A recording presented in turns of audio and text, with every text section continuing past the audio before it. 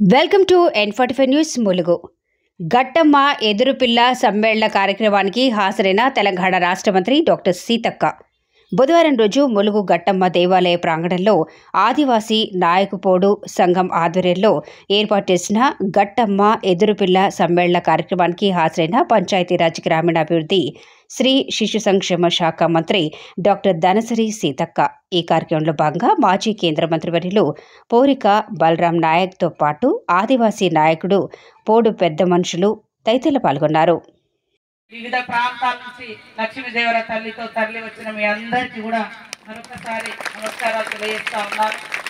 ఏం సంపాదించిన అని కాదు, ఎంత ఆచారాలు సంస్కృతి సాంప్రదాయాలు మన పూర్వీకులు మనకిచ్చిర్రో వాటిని మనం భవిష్యత్ తరాలకు కూడా చెక్కు చెదరకుండా ఇస్తేనే ఆ జాతుల యొక్క గొప్పతనం అనేది నిలబడుతుంది. ఇక్కడికి రాగానే డోలు చప్పులు సన్నాయిలు రాగానే ఏ డ్యాన్స్ కాడి పోయినా నాకైతే కాలు కదలదు, కానీ ఈ డోలు కొడితే మాత్రము ఖచ్చితంగా ఒక మరి వస్తుంది.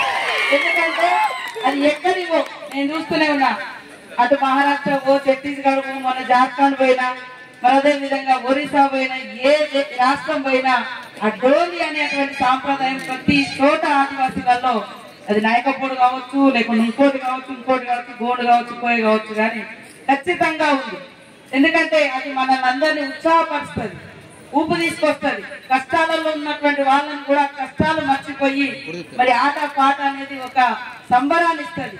అట్లాంటి ఆట పాటలతోటి దేవుళ్ళను కొలిచేటువంటి సంస్కృతి ఈరోజు మనకున్నది. కాబట్టి ఒకప్పుడు మరి ఒక చెట్టు పుట్టకే ఉండే ఈ రోజు సమ్మక్క సారలమ్మ కాడికి పోయే ప్రతి ఒక్కరు కూడా గట్టమ్మ దగ్గర ఆగి మొక్కుకుంటున్నటువంటి పరిస్థితి. కొన్ని సమస్యలు ఉన్నాయి, కొన్ని బార్డర్ సమస్యలు, లేకుంటే కొన్ని కుల సమస్యలు, అంతర్గతమైనటువంటి సమస్యలు ఉన్నాయి. రాను వాటిని కూడా పరిష్కరించుకొని మరి భవిష్యత్తులో అన్న చెప్పినట్టుగా ఇందాక చాలా గుర్తింపు లేకుండా పోయింది వాస్తవానికి నాయకపోడితే గాని. అటు అడవిలో కాకుండా ఇటు మైదానంలో కాకుండా అన్నట్టు ఉండేటప్పటికి చదువుకున్నటువంటి పిల్లలకు మరి ఏజెన్సీ లేక కూడా అట్లా